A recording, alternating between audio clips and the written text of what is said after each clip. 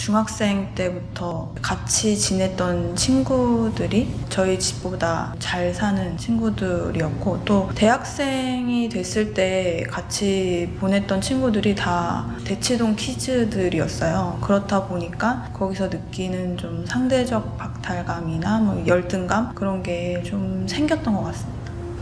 사실 다른 친구들을 보면 그런 거에 대해서 그렇게 막 신경을 쓰지 않는 것 같아 보였거든요. 근데 저는 예민한 감정을 갖고 있어서 내가 돈에 대한 컴플렉스가 좀 많이 있나 보다, 이런 생각이 들더라고요.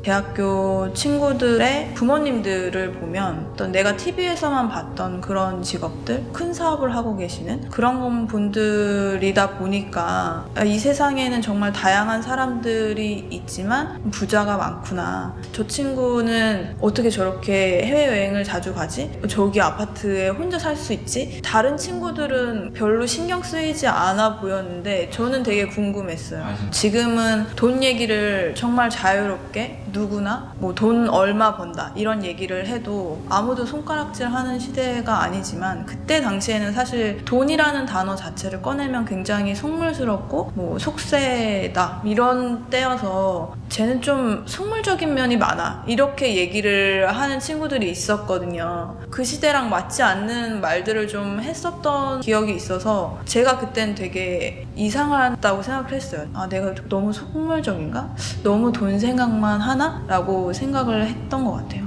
6년? 7년 정도 이제 회사를 다녔을 때인데, 우연히 1차 벤더의 사업을 하고 있는 그 아들의 여자친구와 뭐 이런 술자리를 갖게 됐는데, 재벌가와 이어져서 어떻게 협력해서 공생하면서 사는 그런 중소기업들의 자제들끼리의 클럽이 있는데, 그 클럽에 소속된 애들을 우연히 만나게 돼서 같이 이제 술자리를 하게 된 거죠. 그 술자리가 끝나고 나서 내가 직장인으로 남지 않으려면 그러면 어떻게 해야 될까, 뭘 해야 될까라는 고민을 많이 하게 된 것 같아요.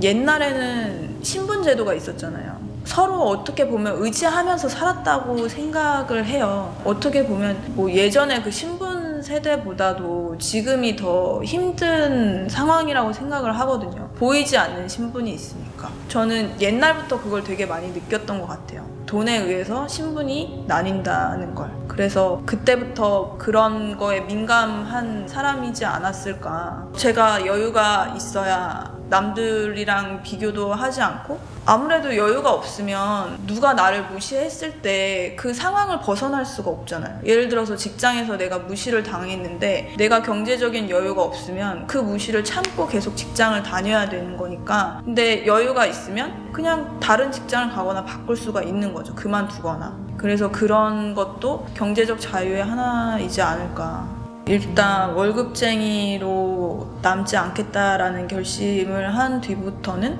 돈 버는 법에 대해서 관심을 많이 가졌고, 주식도 해보고 스마트 스토어도 해보고 부업으로 회사 다니면서 할 수 있는 것들을 되게 많이 도전을 해봤던 것 같아요. 한 1년 정도 굉장히 열심히 했고, 그거 가지고 아파트를 샀는데 그게 또 시기적으로 잘 맞아서 그 부분이 좀 투자가 잘 된 것 같습니다. 결국에는 돈 콤플렉스가 없는 사람이 되고 싶어요. 100억을 갖고 있어도 101억을 갖고 있는 사람을 부러워하는 게 인간이니까. 근데 어느 정도 제가 만족할 수 있는 수준이 된다고 하면 그거보다 더 많은 부를 갖고 있는 사람을 만나도 사실 그렇게까지 부럽지 않을 것 같아요. 그런 것 같아요. 끊임없이 공부하겠다는 마음. 학교를 다닐 때 공부를 해야 되니까 하잖아요. 대학교 졸업하고 나서는 누가 공부하라는 사람도 없으니까 그런 공부를 안 해도 사실 상관없죠. 안 해도 되는데 돈 버는 방법도 너무 빨리 바뀌고 많은 사람들이 이미 알아버리게 되고, 이렇다 보니까 계속 호기심을 갖고 있어야 된다고 생각합니다.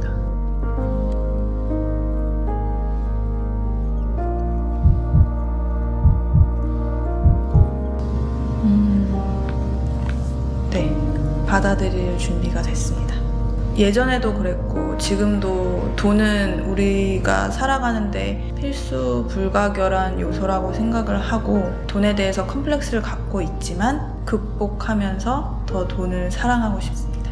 누구는 뭐 코인으로 돈 벌었다, 아파트로 돈 벌었다, 누군 주식으로 돈 벌었다 이런 얘기를 많이 하는데 거기에 주인공이 되지 못하신 분들이 상당히 많이 괴로워하고 있는 것 같아요. 인생을 오래 살진 않았지만 사실 2008년도 그렇고 뭐 코로나 2020년도 그렇고 그렇게 기회를 잡을 수 있는 시기는 죽기 전까지 최소한 3번 이상은 온다고 생각을 하거든요. 대한민국이 미국처럼 자본주의 체제를 가지고 있는 국가에서 그 자본이 뭔지를 정확히 파악하고 있어야 그 자본에 잠식당하지 않을 수 있는 삶을 살 수 있다고 생각을 해요. 돈 얘기하는 거, 돈에 대해서 거부감을 갖고 있는 분들은 돈과 친해지는 계기를 만들어 보면 어떨까 싶습니다.